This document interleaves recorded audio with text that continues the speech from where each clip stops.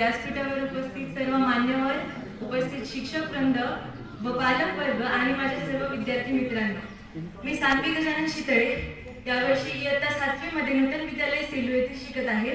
गेल्या वर्षी मला होमी बाबा परीक्षेत 4ही टप्पे यशस्वीरित्या पार करून गोल्ड मेडल प्राप्त झाले होते. मनोगत व्यक्त करणार आहे. तर सर्वप्रथम तुम्हाला सर्व विद्यार्थ्यांचे खूप खूप अभिनंदन. तुम्ही पहिला टप्पा यशस्वीरित्या पार केलेला आहे.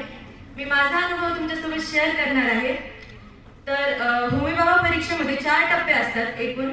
त्यामध्ये पहिला टप्पा असतो लेखी परीक्षा, जी 100 मार्कांची असते आणि त्यामध्ये सायन्स मधून क्वेश्चन विचारले जातात, जे की तुम्ही आता यशस्वीरित्या पार केला आहे. आणि महाराष्ट्रामध्ये 7.5% विद्यार्थी निवडले जातात.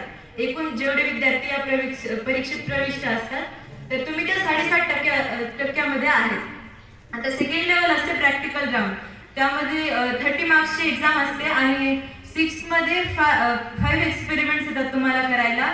6 मार्क्स प्रत्येक एक्सपेरिमेंट कॅरी करतो. आणि यामध्ये फिजिक्स, केमिस्ट्री आणि बायोलॉजीचे एक्सपेरिमेंट येतात, जे की तुम्हाला करावे लागतात तिथे जाऊन.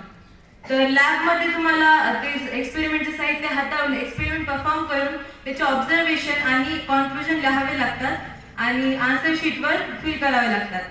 तर तुम्ही यासाठी तयारी करण्यासाठी प्रॅक्टिकल घरच्या घरी करून पाहत जा. तुमचे जे 5th, 6th आणि 7th स्टँडर्डचे टेक्स्टबुक आहेत, त्यामध्ये कन्सेप्ट झाल्यावर एक्सपेरिमेंट दिले असतात, ते ट्राय करत जा. आणि एक छोटीशी प्रॅक्टिकल किट जरी असली तरी घरच्या घरी प्रॅक्टिकल करून बघत जा. मी गेल्या वर्षी आपले नूतन महाविद्यालय कॉलेजमध्ये लॅबला भेट दिली होती आणि तेथील लॅबमधून प्रॅक्टिकलचं काय सामान असतं, काय साहित्य असतं, ते सगळं पाहिलं होतं. आणि मग हे सगळं केल्यावर मला प्रॅक्टिकल करण्यासाठी एवढं काही अवघड गेलं नाही आणि मला चांगले मार्क्स पडले आणि मी 3rd लेवलसाठी सिलेक्ट झाले होते. आणि 3rd लेवलमध्ये तुम्हाला ॲक्शन रिसर्च प्रोजेक्ट करावा लागतो, ज्यामध्ये तुम्हाला एक टॉपिक दिलेला असतो. त्या टॉपिकवर तुम्हाला तो प्रोजेक्ट बनवायचा असतो. तर तो जो प्रोजेक्ट बनवताना तुम्हाला पहिले त्या प्रोजेक्ट विषयी जी माहिती दिलेली आहे ती त्याविषयी माहिती शोधावी लागते. ते काय टॉपिक आहे नेमका आणि तुम्हाला त्यामध्ये काय कॉन्सेप्ट आहे त्याची, ते सगळं शोधावं लागतं. आणि नेक्स्ट तुम्हाला त्याच्याशी रिलेटेड सोसायटीमध्ये काय प्रॉब्लेम सुरू आहेत सध्या, ते पाहावं लागतं. आणि त्यानंतर तुम्हाला त्या प्रॉब्लेम्सवर सोल्युशन म्हणून तुमचा प्रोजेक्ट बनवावा लागतो. तर हा प्रोजेक्ट तुम्हाला ऑनलाईन सबमिट करावा लागतो आणि त्यावर नंतर इंटरव्ह्यू सुद्धा होतात. तर एक जनरल इंटरव्ह्यू होतो आणि एक प्रोजेक्टचा इंटरव्ह्यू होतो. तर जनरल इंटरव्ह्यू मध्ये तुम्हाला जे तुम्ही सुरुवातीपासून शिकत आला आहात, थेअरी राऊंड पासून, त्या सर्वांची तुमची नॉलेज चेक केली जाते. तुमचा कॉन्फिडन्स, तुमची पर्सनॅलिटी, तुम्ही कशा प्रकारे आन्सर्स देतात, तुमचा पर्स्पेक्टिव्ह काय आहे, हे सगळं चेक केलं जातं. आणि तुम्ही अजिबात घाबरायचं नाही इंटरव्ह्यूला जाताना, कारण सोपे प्रश्न विचारतात, तुम्हाला येणारे असतात आणि कॉन्फिडन्सने आन्सर द्यायची. जर एखादा आन्सर आला जरी नाही तरी कमीपणा मानायचं नाही. आपण सध्या शाळेतच आहोत आणि आपल्याला खूप काही शिकायचं आहे अजून. आणि इंटरव्ह्यू झाल्यावर तुम्हाला चॉकलेट सुद्धा देतात ते. आणि ॲक्शन रिसर्च प्रोजेक्टचा इंटरव्ह्यू त्याच्यानंतर असतो, ज्यामध्ये तुम्हाला प्रोजेक्ट विषयी, जे काही तुम्ही प्रोजेक्ट तुमचा बनवला होता त्यावर क्वेश्चन्स विचारतात.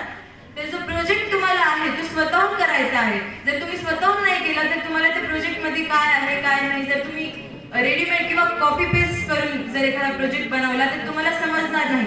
पण तुम्ही स्वतःहून प्रोजेक्ट केला तर तुम्हाला त्याच्यावरचे सगळे आन्सर्स इझिली येऊन जातील.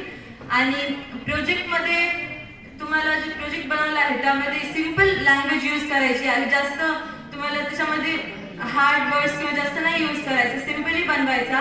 जास्त खर्चही नाही करायचा प्रोजेक्टवर. ते सिम्प्लिसिटी बघतात आपली, आपण कसा प्रोजेक्ट तयार केला.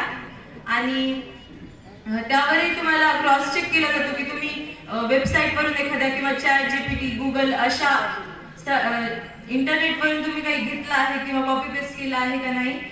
तुम्हाला स्वतःची क्रिएटिव्हिटी त्यामध्ये वापरायची आहे, काही इंटरनेटवरून घ्यायचं नाहीये. आणि वेगवेगळी तुम्ही लायब्ररीमधून बुक्स आणू शकता, त्यामधून तुम्ही प्रोजेक्ट तुमचा तयार करू शकता, तुमची काही क्रिएटिव्हिटी त्याच्यात ऍड करू शकता. आणि अशा प्रकारे. आणि प्रोजेक्ट इंटरव्ह्यू मध्ये सहसा ते तुम्हाला प्रोजेक्टवरचेच क्वेश्चन विचारतात. आपल्या प्रोजेक्टचे निगेटिव्ह पॉईंट्स काय आहेत वगैरे सांगायचे नाही आपण त्यांनी विचारल्याशिवाय. आणि जर असतीलच तर त्यावर पॉझिटिव्ह पॉईंट्स कसे जास्त इफेक्टिव्ह आहेत हे आपण सांगायचं. आणि माझा प्रोजेक्ट गेल्या वर्षी मला टॉपिक सस्टेनेबल लँडस्केपिंग म्हणून होता. त्यावर मी ऑर्गॅनिक लिक्विड स्लरी म्हणून एक प्रोजेक्ट बनवला होता. यासाठी मी वेगवेगळी पुस्तकं आणली होती आणि आणि त्यावर प्रॉब्लेम्स शोधली होती आणि त्याच्यावर सोल्युशन म्हणून माझा प्रोजेक्ट बनवला होता. तर हे सर्व 4ही टप्पे मी यशस्वीरित्या पार केले आणि यासाठी मला आमच्या शाळेतील कडे सर, विभाग प्रमुख श्री आमले सर, माझे शाळेचे मुख्याध्यापक श्री पाटील सर व माझे पालक यांचं मार्गदर्शन लाभलं. मला इथे मनोगत व्यक्त करण्याची संधी दिली त्याबद्दल खूप खूप धन्यवाद आणि आभार.